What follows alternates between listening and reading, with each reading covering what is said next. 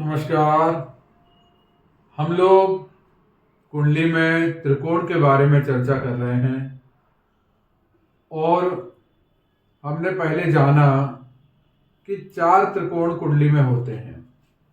एक धर्म त्रिकोण, एक अर्थ त्रिकोण, काम त्रिकोण और मोक्ष त्रिकोण। पूर्व में हमने धर्म त्रिकोण और अर्थ त्रिकोण के बारे में चर्चा की। आज काम त्रिकोण के बारे में चर्चा करेंगे। कुंडली का ये जो तीसरा भाव है और 7वां भाव है और एकादश भाव है, ये जो त्रिकोण बनता है ये कुंडली का काम त्रिकोण कहलाता है। और इसमें भी जैसे लग्न का महत्व है, जैसे धन भाव का महत्व है, जैसे अन्य भावों का महत्व है, ऐसे ही कुंडली के इन 3 भावों का भी बहुत ज्यादा महत्व है। यह जो तीसरा भाव है ये पराक्रम भाव कहलाता है और 7वां भाव विवाह स्थान है और एकादश स्थान आय का स्थान है। ये तीनों मिलकर काम त्रिकोण कहलाते हैं। काम यानी लालसा, यह हम है, यह व्यक्ति है, लग्न यानी संपूर्ण व्यक्ति, और यहां से कामनाएं उत्पन्न होती हैं तो परिश्रम उत्पन्न होता है, क्योंकि ये जो भाव है ये पराक्रम का भाव है। व्यक्ति अपना जीवन सफल बनाने के लिए अत्यधिक मेहनत करता है, क्योंकि इसका जो संबंध है, ये जो त्रिकोण है ये 7वें भाव से जुड़ा हुआ है और 7वां भाव पत्नी का भाव है, पार्टनर का भाव है। और यहाँ पे क्या होता है, एक व्यक्ति के मन में करने की इच्छा जागृत होती है। अब किसके लिए करना, तो यहां से जो 5वां भाव है ये पार्टनर का भाव है और बिजनेस का भी भाव है, क्योंकि यहां जब ये पराक्रम करेगा तो एक लालसा मन में होगी उत्पन्न कि चलो हम मेहनत करेंगे, पराक्रम करेंगे, उससे हमको पैसा मिलेगा, हमारी शादी होगी, फिर हम जीवन यापन अच्छा व्यतीत करेंगे। तो जो तीसरा भाव है ये पराक्रम का भाव है। कुंडली का अगर यह भाव मजबूत है, यहां पर शुभ ग्रहों से ज्यादा अशुभ ग्रह ज्यादा लाभ देते हैं, क्योंकि व्यक्ति का ये पराक्रम का भाव है।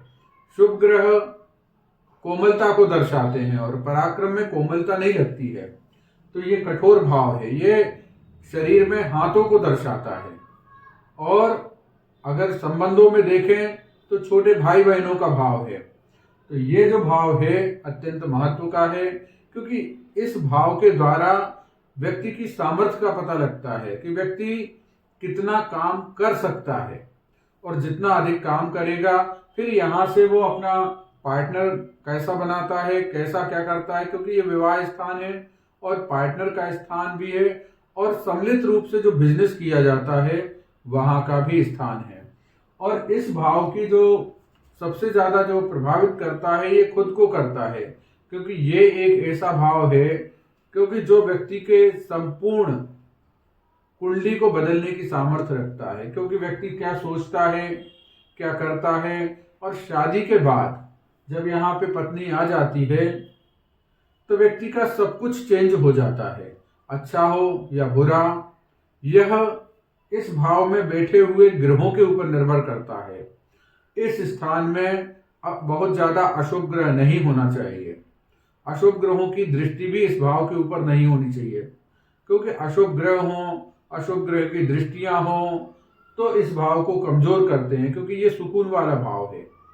इसके अलावा यह जो भाव है एकादश भाव, यह इनकम का भाव है। यहां जब आप पराक्रम करेंगे, चूंकि ये कर्म का दूसरा भाव है, तो यहाँ कर्म व्यक्ति करेगा, यहां से इनकम होगी। तो ये जो भाव है ये बड़े भाई बहनों का भी भाव होता है और आय का भी भाव होता है। यहां पर भी अशुभ ग्रह अच्छे हैं और शुभ ग्रह भी अच्छे हैं। चूंकि ये पंचम भाव से सीधे 180 अंश के ऊपर है और पंचम भाव विद्या का भाव है, तो यहाँ जो व्यक्ति विद्या सीखता है उसके हिसाब से कर्म करता है, तो उसके हिसाब से व्यक्ति को आय होती है। और इस तरीके से काम त्रिकोण में जो तीनों ही भाव हैं ये अति महत्वपूर्ण हैं और इनको मजबूत कुंडली में होना जरूरी है। वैसे तो सभी भावों की अपनी महत्ता है, जैसे लग्न आत्मा का द्योतक है तो यहाँ पे व्यक्ति का आत्म सम्मान प्रकट होता है, उसकी कैपेसिटी प्रकट होती है। यहाँ से पैतृक धन प्राप्त होता है क्योंकि यहाँ से ये दूसरा भाव है।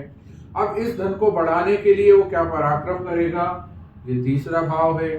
फिर यहाँ पे सुख भाव आता है और पंचम भाव में क्या वो सीख रहा है, तो यहाँ अपन ने देखा कि जो कुछ सीखता है और अगर भाग्य का उसको साथ मिल जाए तो व्यक्ति सफल हो जाता है।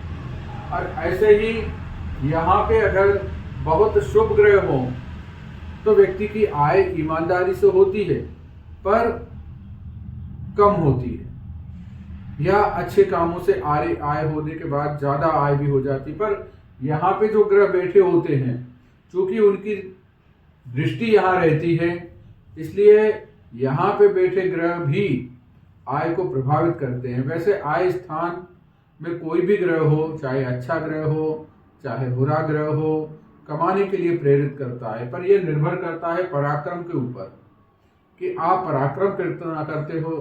तीसरा भाव आपका पराक्रम बतलाता है और जितना आप पराक्रम करोगे उतनी ज़्यादा आय होती है।